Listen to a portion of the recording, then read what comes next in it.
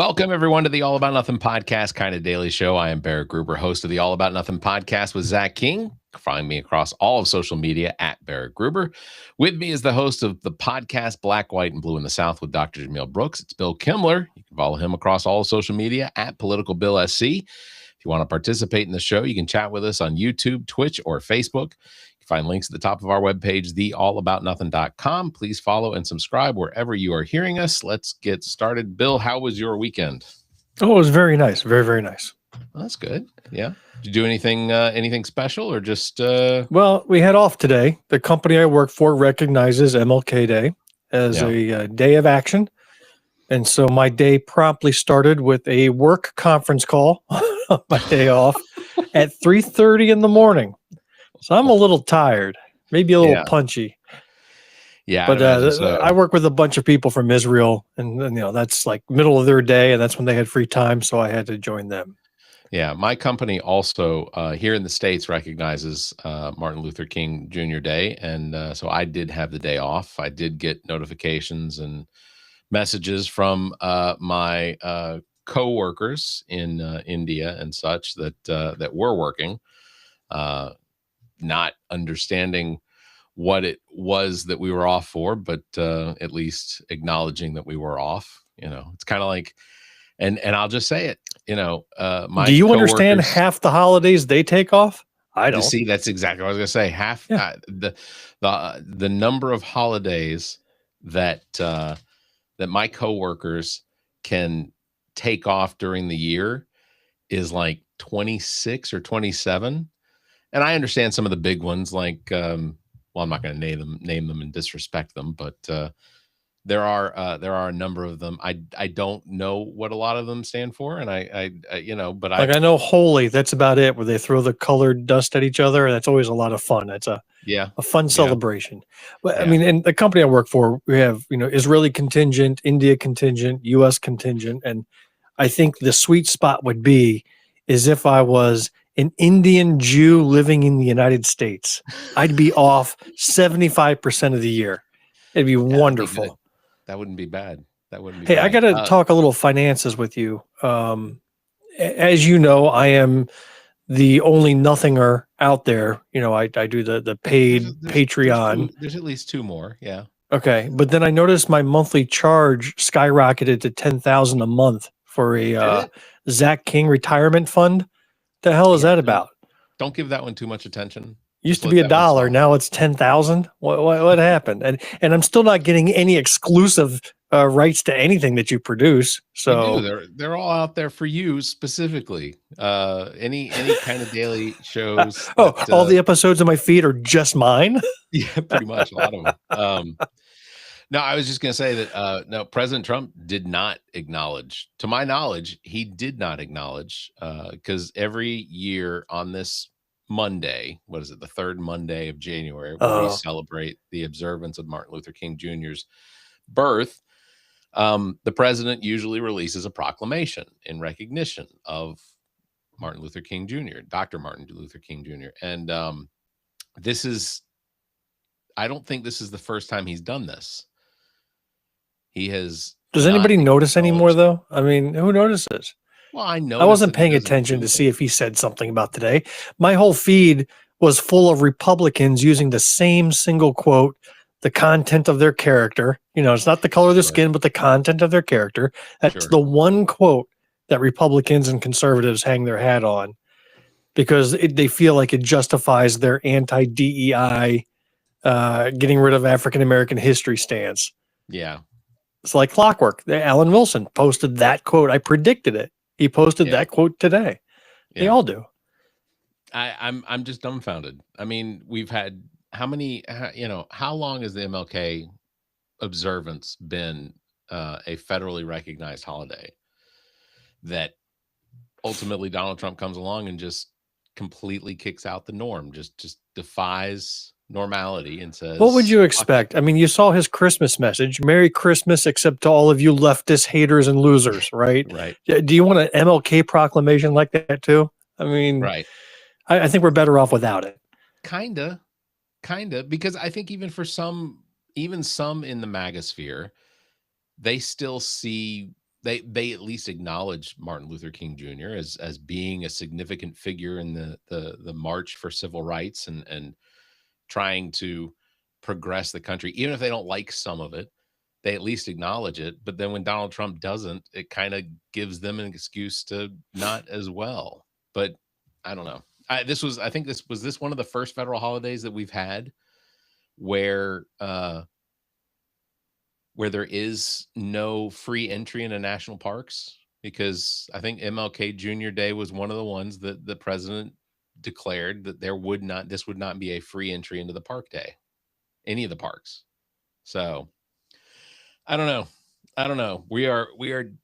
We continue to backslide further and further into this apocalyptic sort of scenario where it was acknowledged today that protesters in Minneapolis are now beginning to carry firearms in the protests. And just look how upset they are about people exercising their First Amendment rights. This is everything the lawmakers have been fighting for: open carry, no permits, have as many guns as you want. So now they're using it, and now they're like, this is not good. It's like, well, you can't have it both ways. Can't have it. I think they can. They want to have their cake and eat it too.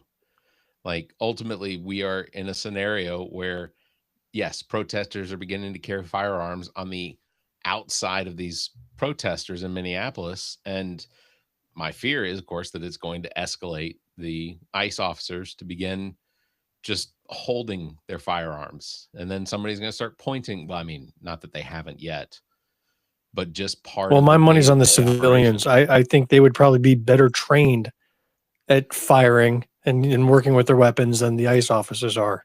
Did you see the proclamation from Donald Trump on training for ICE officers?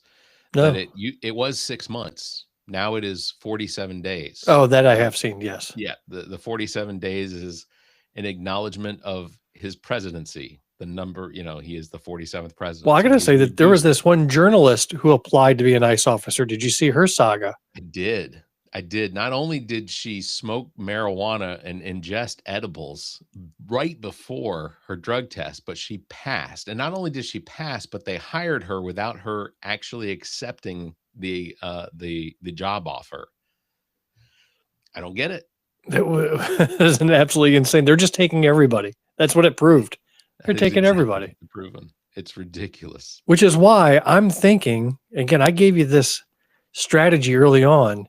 You get a bunch of good guys signing up to be ICE officers. Let's get a whole bunch of leftists joining. Yeah. And then just dilute that force. But aren't the good guys out there already with jobs and stuff? Like, how do we do this? That is a problem. Like, I don't know anyone that is an ICE officer, but I'm going to generalize and probably profile some of them. I'm guessing they weren't working a 9-to-5, 40-hour a week job before they signed up for ICE. Visits to the Jan Sixers had to have somewhere to go. I mean, they couldn't get employed elsewhere. The visits to the methadone clinics probably, as few methadone clinics, I guess, as there are now. The likelihood is they had some time available. Not to insult anybody, but the ICE does tend to scrape the bottom of the barrel when it comes to their representation as well. I'm still just dumbfounded by watching Kristi Noem in front of cameras, whether she goes on Meet the Press or any of the other news circuits. She does not seem to have the ability to answer a question with any sort of intelligence. She deflects and she advocates as much as she possibly can to get away from answering any of these questions. I don't get it. Like, how is that acceptable? And it does seem like some of the journalists do tend to try and hold her in check, but not successfully. If she were to come on the show and not answer questions, I wouldn't just move on to the next question. I think I'd pull the George Stephanopoulos and just say, all right, we're done. Thank you very much for your time. So on a related note with Kristi Noem, on our last episode that we recorded to be released hopefully Wednesday morning, we talked a little bit about Polymarket. Okay. Have you had a chance to explore that a bit? I have not. So it's a place where you can go and place bets on political stuff and basically on anything, sports as well, and a whole bunch of other things. But one of the bets was who will be the first of Trump's administration to leave. And there were, a ranking of all the names that you and I have come to know and love. Kristi Noem was number 2. She was ranked second most likely. Who would you put as the first most likely to leave, whether it was voluntarily or booted out, didn't specify how, but who's going to be the first to depart that inner circle? And we're just talking about the inner circle being like the cabinet. Mm-hmm. I would have to say Pete Hegseth would have to be the top. No. But the name did start with the P. Oh, it did. P. Jerome Powell? No, he's not really. That's not a cabinet position. First name starts with the P. P. First name starts with a P. I don't know. Which Pam Bondi. Really? Was listed as no. She, according to the betting markets now, the people have their money on Pam Bondi. Now, it wasn't a runaway number 1. It was a close to number 2 with Kristi Noem. And that was as of Sunday. Things could have changed today, as markets tend to change. But people are putting their money on Pam Bondi to be the first to go because of the way she handled the Epstein files and that whole bumbling of that process. I assume you know how old Pam Bondi is, right? If you don't, is she like only in her 30s? I mean, she's a young lady. She's 60. No, Pam she's Bondi not. 60. I swear to you, she is 60 years old. Very impressive. I would not have guessed that she was 60. She has what a lot of the internet calls that Mar-a-Lago makeover, which is the same I would do a quick fact check on that. Do a fact check. I'll check that. Let's see. How old is Pam Bondi? Pam Bondi is 60 years old, born November 17th, 1965. And just to show you that I'm speaking the truth, and this is exactly what it says. I'll if I can. I mean, I can't say I've stared at her deeply to look at her face and look for any signs. Just in glancing, scrolling through the pages, she don't look like no 60. She does not look 60. You're right though. She looks like she's someone that could be in her mid 40s, 30s. Yeah, maybe 40s. Yeah. But she has what they call the Mar-a-Lago makeover. Same with. All right. Well, then how old is Pete Hegseth? Oh, Pete Hegseth's got to be like 47. Let's see. Pete Hegseth. See, I would have put him as older than Pam Bondi. I would have too, except this is going to be another shocker or not. Maybe this is just normal when it comes to, who it is that Donald Trump picks to be in his cabinet. The man is 45 years old. Good Lord. 45 years old. Okay. All right. Well, now a hard one. Without looking yet. Kash Patel. Okay. That's the hard one. I can't tell his age. I got to put him as maybe early 40s. I want to say he's in his mid to upper 30s. So we're going to do like within the 5-year range. So I'm saying 40 to 45. You're going 35 to 40. Yeah, I'm not looking at the screen yet. I'm not looking at the screen yet. I'm gonna pull the screen up at the same time as you and I will see it at the exact same time. 45. You were right. I am. Right. All right. You're right. All right, we got to do one more. I got another one. All right. Linda McMahon. Without looking that up. I'm going to say she is 66. Oh, no. She's at least 104. That's my guess. Once again, I'm not looking at the answer. I'm going to pull it up. She is old as dirt. How old did you say she was? 104. 104. Well, I mean, if we're playing by Price is Right rules, I think I win this one, but let's see. Oh. She is 77. You were I was I was closer. What did I say? 66? I think I was closer. 104, 66. Yeah, I don't know. Has a lot been, I mean, I guess, yeah, you can't say that a lot hasn't been damaged under Lyndon McMahon's tenure as the Secretary of Education. I don't know. He filled the cabinet with a bunch of people that he knew would just say yes to him. Uh, preference. I think she's commenting on Pam Bondi, saying that the deal she made with the devil included a youthful spell. So probably, but Linda McMahon clearly has not taken the Mar-a-Lago makeover. Or if she did it decades ago. So this is the result. Yeah, Linda McMahon is closer in age to Pam Bondi than I am to Pam Bondi. Ooh, burn. 17 years, and it's, that may not be right. 14 years. So I'm closer to Pam Bondi than Linda McMahon. But when you said that, I thought you were going to say Linda McCartney. I was like, that's not fair. She's been dead for a little while. That's not fair. I don't know. Are you going to get out to? I think I saw pictures. There were pictures of the Greenwood ICE protest this weekend. Did I see that right? There was a Greenwood Enough is Enough protest. Drew about 40 people on a cold Saturday, which is pretty good. There was a MAGA guy that showed up with his video camera that went live, and he was trying to be the older guy too, but he was trying to be the gotcha type of interviewer. And he went live, and he was just spewing hatred. I mean, he was calling Somalis animals. That's not human.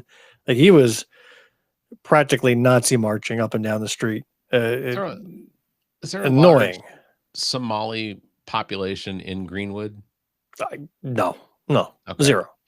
So absolutely no relevance in that situation. Nope. He was saying that Good deserved it. No, got what was coming to her, right? I mean, these are the opinions of the voters, of some of the voters here in Greenwood. There is a podcast that I listened to, and I mentioned it on the episode with Zach last week, I think. That's called The Necessary Conversation, where this guy named Chad and his sister Holly debate their parents, which are both very, I've seen that. They do really interesting videos, but the parents are morons. Yeah. And there's no debate to be had. They're arguing with potatoes. Yeah, especially the father.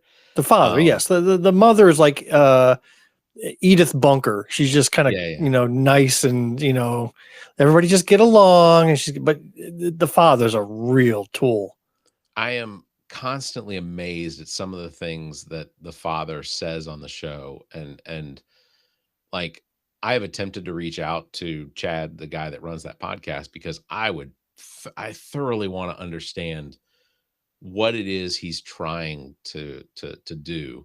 Like, I know it's get listeners and things like that, but aside from that, the conversations that they have, if I had parents or in-laws or anybody that was that adamant, that could sit there and say that they believed that Renee Good deserved what she had, and anyone else that stands in front of ICE and prevents ICE from doing their jobs also deserves the exact same thing, I don't get it. I do not understand that mentality, and how people can't look at it and recognize that ICE is just Donald Trump's Gestapo.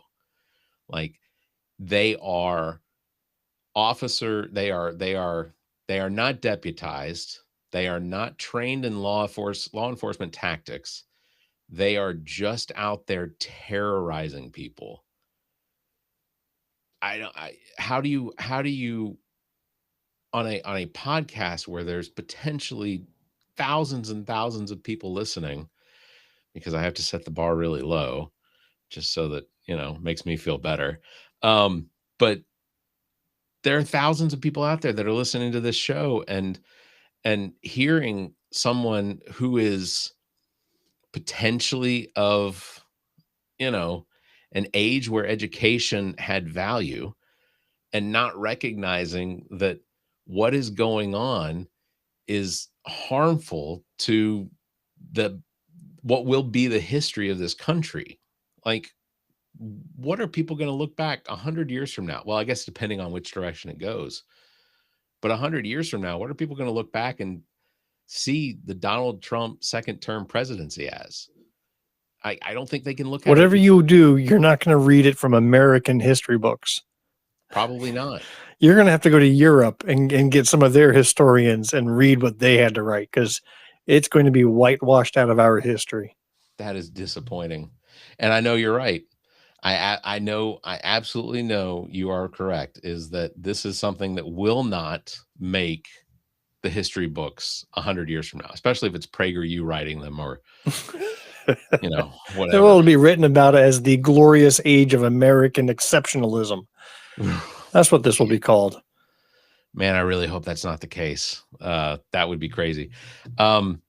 Also want to mention that it has been 31 days since the Epstein files were supposed to be released. Oh, I thought it was 31 days since you lost the bet and have your beard dyed blue.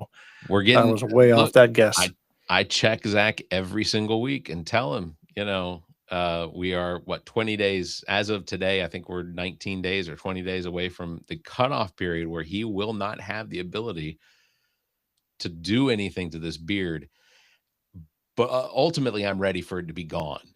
Like, I'm at the point now where I wake up in the morning and it looks like I have been mauled by a kitten or something like that. Like, it's all over. Like, I don't want. You look like your head's upside down. Oh, really? That's fair. like you got a full head of hair. Yeah. On the bottom. Not even, I'll give it. Look, I cannot do that looks. You look better there. Yeah, I mean, you got a full head of hair. You're gifted with that. It is. I am so annoyed at my hair. I want to go and get like a haircut. But see, look, even I put on a hat and it's sticking out all over. I'm so I want to go. Staying on sports for a second. We'll get to Epstein. Are you watching the bowl game tonight? The national championship. It's on in the other room. I suspect, I have not seen a single play yet because, of course, it started a little while ago, and we were here. But I suspect that Indiana is going to crush Miami, and if that isn't the case, and I'm wrong about that, then I don't understand anything about statistics. Didn't we expect Georgia to crush Miami? Yeah, potentially. Yeah. So I'm thinking that's been Miami's story throughout this. So I don't know a thing about Indiana either. I mean, so good for them, and I know that nowhere. Right. And bless them for that. And I don't really have a dog in this fight. I'm an NFL guy and my team was embarrassed out of the wild cards. So my team shit the bed on game 4. See, they were more advanced. They went right for the draft picks right from the start. Good for them. That's right. Yeah. Well, unfortunately, they screwed themselves up by tying the Panthers and the Bucks in the record. So, what I can't believe is that Sean McVay with the Bills was let go. Right. Did I have that name right? That was Sean McVay as their coach, right? Yeah. Holy cow. You know how many teams would die to have the records that the Bills have maintained for the last 8 years? If you were going to let anyone go, normally you can say that a team lost because it was a team effort. The team didn't, after yesterday's the Bills game, was it yesterday or was it Saturday? I can't remember. It was Saturday. I can't really say that Josh Allen is deserving another MVP. Like, I know that some of the indication was that he was looking at another MVP this year, but after Saturday's game, no, he didn't look like him. But they were in Denver, took them to overtime, lost in a field goal. I mean, it was a hard fought game, Sure. but and that was despite Allen's 4 picks, right? He had 4 interceptions. Right. And then you let the coach go. It's like, that's crazy. It's like, what's the logic there? I thought he was an excellent coach. Falcons held on to their coach for a year longer than they probably need to. And, and they finally let him go. I think we picked up another coach. Matt Ryan's now the president of the Falcons. And, I don't know, but it's all entertainment, right? Everything between birth and death is entertainment. So, good or bad. Yeah, no, I'm just looking forward to the ICE raids during the Super Bowl. They threatened massive ICE presence there because Bad Bunny's at the halftime performer, and it's going to be a huge Hispanic contingent there, either performing or watching. And I just like to see them try ICE raids during the Super Bowl. That'll be the entertainment. I suspect nowadays that the only people that are attending the Super Bowl are people that won tickets or people that have some sort of corporate tie that had their tickets purchased for them. True. Because I think I saw like tickets on the 50-yard line or something like $27,000 for a ticket. Like, so 2 tickets is going to cost you. Yeah, the common person can't go on their own. No. I saw a stat today that blew my mind. The average net worth of Americans who are my age, right? The average net worth, this blew my mind. So this is all your assets minus your debts. What are you left over with? At my age of 54, the average net worth is, want to take a guess? I'm going to say 280,000, 300,000. Hey, not a bad guess. Yeah. 1.4 million. Shut up. That is the average. That is the average net worth of a person who's 54. Now, they also said that the wealthy in this nation skew that average tremendously. If you look at the median as opposed to the average, now median means half the people above, half below. Right. It does drop down to like 250,000 is the median. But that just tells you how wealthy the ultra wealthy are to be able to pull the average that far from the median to 1.4 million. Fuck, that's just too wealthy. So I wonder how much of an impact one Elon Musk plays on that. Right. Because he's what, 300 and something billion dollars or 400 billion? I thought he was $500 billion at this point, whatever it is. But yeah, and I would put him around my same age range, right? Between 50 and 60. Yeah. Yeah. Something like that. 45 and right. 60. Fact check. But how old's Elon Musk? I'm going to say Elon Musk. Over under 50. I think he's under 50. I thought he was over 50, but all right, same thing. Not going to look at it because I want to see. I'm going to say he's under 50. I think that he's under 50 only because even at whatever age he is, he still acts more immature, I think, than someone. All right, so here we go. You said over 50. Yeah, immaturity has nothing to do with your physical age. Just look at old Trumpy tantrum. Sure. Just so everybody knows, this episode is not sponsored by Kashi, which is the one of those online betting things. But right. Kashi, if you're interested, come along. He is 54. Good job. Yes. That made up for my Linda McMahon fail. So he's the same age as me, right? 54 was it? Yeah. Same age. And so his $500 billion is really yanking that average net worth up well past what the median American has. Oh shit, I was way off. And I get that this isn't actual value, like liquid money.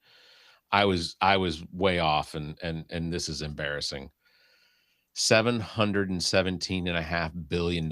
He is well on his way to I just knew that they've always tapped him, that he, is close to being the world's first trillionaire. And so you're right. What if you took that one Elon Musk out of the equation? Does that 1.4 million average drop down to 400,000? Like, can one person pull that much weight? It could very well be. With $750 billion, that tends to skew the averages a little bit. I don't have much in the way of debt because house is paid off. I don't have any credit cards. That's just the lifestyle I chose to live from 2009 on. You're saying you don't have credit cards? You don't have credit card debt? I have one credit card that does not carry a balance. If I use it, it is extremely rare. I don't even carry it. Because after 2009, I just decided, if I don't have the money for something, outside of the basic needs of, food, shelter, So everything you do is with the debit card yeah, yeah, or cash if I have cash on me. or cash. Now, I mean, Yeah, I use my credit card all the time and everywhere. I also pay it sure, off every month, so I maintain right, a zero balance and I earn, the points and rewards, and I get back. I use Discover. I've been a Discover carrier since college, so I get back maybe $600-700 in gift cards at the end of the year. I cash out of those points, yeah, but at the same time, just in terms of what I'm paying extra with these service fees, at restaurants and so on, where they charge you an yeah, yeah. extra percentage because you used a card, I'm sure it all cancels out. But I'm wondering if I decided to just stop using my credit card, could I just use my debit card for everything that I would have used a credit card for? Maybe. I guess I would hate to keep typing my PIN number everywhere. That's annoying. I do that. Yeah. I do But have to I do mean, but that. aside from that minor inconvenience, what's the difference? I Yeah. don't know. Mine wasn't because I thought that there was more of a benefit to me doing it that way. It was mostly because uh I had someone attached to me that ran up a lot of debt before we Oh, became disconnected, and that was okay. a travesty to clean out and fix. Yeah. And I made the decision, like, what do I need credit for if I can just pay it with cash? That So was Trump issues this executive order that says credit card interest rates are going to be capped, yeah. right? And How that's like, but how this do you is do also that? the same president that took Biden's executive order capping bank overdraft fees. They got rid of that right away. Right. So which is it? Are you helping consumers or are you not? What? Well, Why not. is your thing better and that other thing not? I don't get it. Well, it's not, because ultimately, if he was really trying to help consumers, what he would do would just would put a moratorium on the fees and interest rates and things like that. Just put a stop to it altogether, which he cannot do. Like, ultimately, Congress can't really do this. If somebody decides to sign up for a credit card, even though it has an interest rate that's going to explode from 7% to 30%, that's on them. They didn't read the details. I do recognize that it is That's the kind of same predatory. logic that's used for student loan debt repayments. Oh, they didn't read the Exactly. details. Screw them. Exactly. But but I also recognize it's still predatory. You can't expect people that don't have the ability to cover what they need now, and expect that they're not going to take some sort of a handout for now, hoping for a better future. It's going to happen. It's how people think. I mean, it's instinctual at this point. And the credit card companies and the loan companies have taken advantage of the fact that that people think that this is temporary and they'll climb their way out of it. He doesn't care. Like, That's exactly what it was for me out of college. I mean, I had the Discover card as a junior or senior in college, and I didn't use it a lot, but car busted and I needed to drop a couple $100 on it here and a couple items like that. I found myself in a position where I was just paying the minimums, right? The yeah, whatever I had to pay just that month to get to the next month, still maintaining a balance, still accruing interest, but I was making my minimum monthly. But it at least got me through those first initial years of shit jobs and whatever it is that you're doing right out of college. yeah, And yeah, now it's more of a convenience than a necessity. yeah. And I don't blame anyone that got themselves into that debt. I mean, especially straight out of college, or the crisis that we're all sort of experiencing now, which is the wages are not increasing with the cost of inflation. And I know people are like, "Oh, well, inflation's down." No, inflation isn't down. No, It's inflation's been down. fixed. Inflation is Yeah, gone. Didn't you get the memo? There's no more inflation.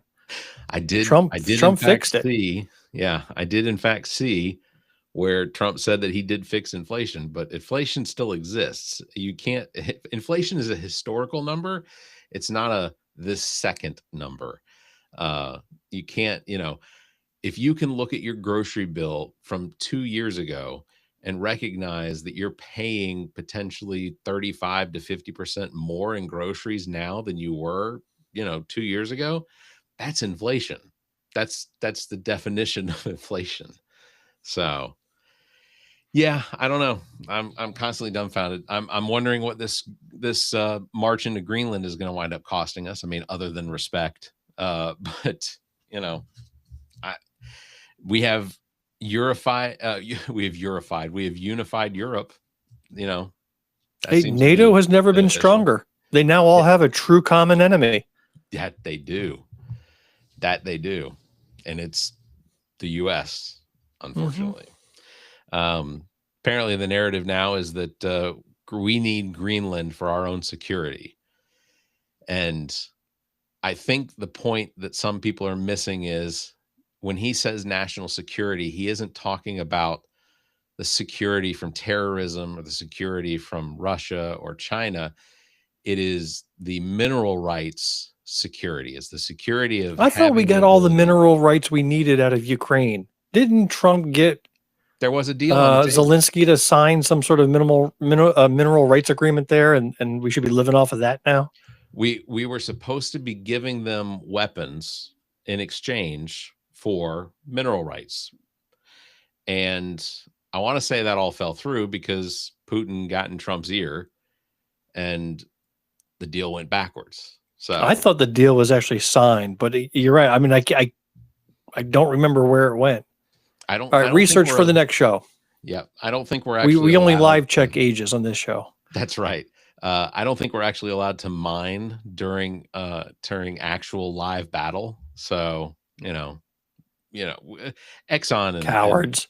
Yeah, exactly. They're not going to put their equipment at risk. That's just insane. So, well, Bill, I hope if you get out tonight, by the way, there's some Geo 4 serious severe magnetic solar flare that apparently is hitting the Earth today and tomorrow.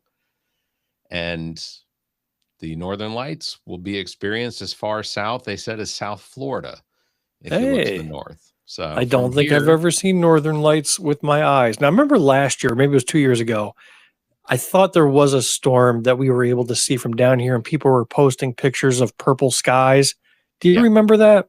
Yeah, that was in May of last year. And I think nobody could actually see it with their naked eye. It was only visible once you took photographs with your phone. Right. But ultimately tonight they're saying we should see a red hue in the northern, if you look towards the north. Now, if you're above like the line, Virginia, Kentucky, if you're above that line, you should see the ripples. So I want to see the real northern lights like up north. I wonder how my brain could possibly encapsulate the magnitude of that, the size and the scope of the sky shimmering that way. It's got to be mind-blowing. I mean, I've seen videos, and I can only imagine seeing it in person. Well, I promise you, when I move to Norway, you are welcome to visit. Oh, thanks, bud. And hang out until we see some northern lights. You're going to join the Norwegian army, protect the great country of Greenland? Yeah. They're always looking for 46-year-old, 47-year-old fat guys to throw on a uniform. It's the blue beard that will, Is that what it is? It's the blue beard. All right. They'll love you for it. Well, on that bombshell, we'll wrap it up. Bill is going to sponsor me on my trek to Norway to join the Norwegian army, protect the Dutch and the Greenland. Go up there and get some Norwegian wood. That's fair. All right, I'll do it. Don't worry. That's not a bad idea too. All right. It's going to wrap it up for this episode. Big thanks to everybody for watching. Thanks for listening. Don't forget, you can follow Bill at PoliticalBillSC and myself at Barrett Gruber. Thanks for liking and hitting that bell. And if you can, give us a 5-star review and leave a comment. Until next time, you all stay safe, be kind, and keep your hands to your